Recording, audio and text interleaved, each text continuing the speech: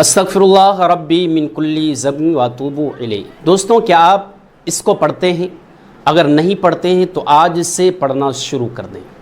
دیکھیں، استغفار کی بے شمار فضیلتیں ہیں، بے شمار اس کے فوائد ہیں، اور اس میں اللہ تبارک و تعالیٰ نے وہ راز پوشیدہ کیے ہوئے ہیں جو آپ نہیں جانتے اور ہم بھی نہیں جانتے۔ اتنی زیادہ فضیلت ہے۔ اگر آپ کے گھر میں جادو ٹونا کسی نے کیا ہے، استغفار پڑھیں، اس کی برکت سے ختم ہو جائے گا۔ آپ کے رزق میں برکت نہیں ہے، استغفار پڑھیں، برکت ہونا شروع ہو جائے گی۔ جس کے بیٹے نہیں ہیں، بیٹیاں نہیں ہیں، استغفار پڑھیں، دیکھیں انشاءاللہ تعالیٰ آپ کو صاحب اولاد بنائے گا۔ آپ کے کھیت میں، کاروبار میں، دکان میں برکت نہیں ہے، استغفار پڑھیں، دیکھیں اللہ تبارک و تعالیٰ غیب سے برکتیں کرے گا۔ آپ کا باغ ہے، باغ میں پھل نہیں آتا ہے، استغفار پڑھیں، دیکھیں اللہ تبارک و تعالیٰ اس کی برکت سے آپ کے باغات میں برکتیں پیدا کر دے گا۔ بارش نہیں ہوتی ہے، استغفار کریں، دیکھیں اللہ تبارک و تعالیٰ بارش فرمائے گا۔ جس مقصد کے لیے آپ استغفار پڑھیں گے، وہ مقصد آپ کا کامیاب ہوتا ہوا نظر آئے گا۔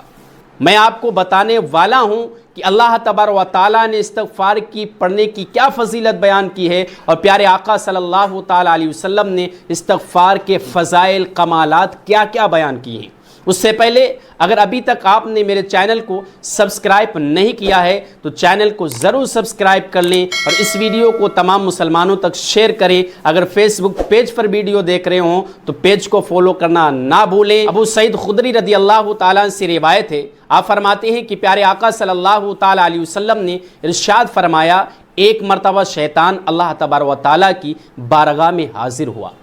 حاضر ہونے کے بعد شیطان کہتا ہے، اے میرے پروردگار، تیری ذات کی قسم، میں تیرے بندوں کو اس وقت تک گمراہ کرتا رہوں گا، گناہوں میں ملوث کرتا رہوں گا، گناہوں کی طرف انہیں بلاتا رہوں گا، جب تک ان کے جسموں میں روحیں موجود رہیں گی۔ اللہ تبارک و تعالیٰ نے اس کے جواب میں کہا، اے شیطان، یاد رکھ، میں اپنے بندوں کو اس وقت تک معاف کرتا رہوں گا جب تک وہ مجھ سے توبہ کرتے رہیں گے، استغفار پڑھتے رہیں گے، مجھ سے معافی مانگتے رہیں گے، گناہ کر کر میری بارگاہ میں آئیں گے، میں ان کے تمام گناہوں کو معاف فرما دوں گا، تمام صغائر اور کبائر گناہوں کو معاف فرما دوں گا۔ یہ بڑی ہی فضیلت والا ہے، کوئی بھی گناہ ہو جائے استغفار پڑھیں۔ حضرت حسن بصری رضی اللہ تعالیٰ عنہ کی بارگاہ میں ایک شخص حاضر ہوا، کہتا ہے، حضور، گناہ زیادہ ہو چکے ہیں، اب میں چاہتا ہوں اللہ تبارک و تعالیٰ میرے گناہ معاف فرما دے، کوئی وظیفہ دے دے، کوئی تسبیح دے دے۔ آپ نے فرمایا، کثرت کے ساتھ استغفر اللہ پڑھو۔ دوسرا شخص آتا ہے، کہتا ہے، حضور، کئی ماہ ہو چکے ہیں، بارش ہو نہیں رہی ہے، قحط پڑنے والا ہے، سوکھا پڑنے والا ہے، دعا کر دیں، وظیفہ دے دیں۔ آپ نے فرمایا، استغفار پڑھو۔ تھوڑی دیر کے بعد تیسرا شخص آتا ہے، کہتا ہے، حضور، کئی سال ہو چکے ہیں، بیٹے نہیں ہیں، دعا کر دیں یا وظیفہ دے دیں، اللہ مجھے صاحب اولاد بنا دے۔ آپ نے فرمایا، استغفار پڑھو۔ تھوڑی دیر کے بعد دیکھتے ہیں کہ چوتھا شخص حاضر ہوتا ہے اور کہتا ہے، حضور، میرے باغ میں پھل نہیں آتے، کئی سال ہو چکے ہیں، خدمت کرتا ہوں، پانی دیتا ہوں، لیکن باغ میں پھل نہیں آتے ہیں، آپ کوئی وظیفہ دے دیں، کوئی عمل بتا دیں۔ آپ نے فرمایا، استغفار پڑھو۔ حسن بصری رضی اللہ تعالیٰ عنہ کے پاس جو بزرگ بیٹھے ہوئے تھے، وہ کہتے ہیں، حضور، 4 آدمی آئے، چاروں نے الگ الگ سوال کیے، لیکن الگ الگ سوال کا جواب آپ نے ایک ہی بتایا، استغفار پڑھو، استغفار پڑھو، استغفار پڑھو، استغفار پڑھو۔ مطلب نہیں سمجھے۔ امام حسن بصری رضی اللہ تعالیٰ عنہ نے ارشاد فرمایا کہ اللہ تبارک و تعالیٰ نے پارہ 29 سورہ نوح میں ارشاد فرمایا، استغفروا ربکم انہ کان غفارا یرسل السماء علیکم مدرارا وَيُمْدِدْكُمْ بِأَمْوَالٍ وَبَنِينَ وَيَجْعَلْ لَكُمْ جَنَّاتٍ وَيَجْعَلْ لَكُمْ أَنْهَارًا۔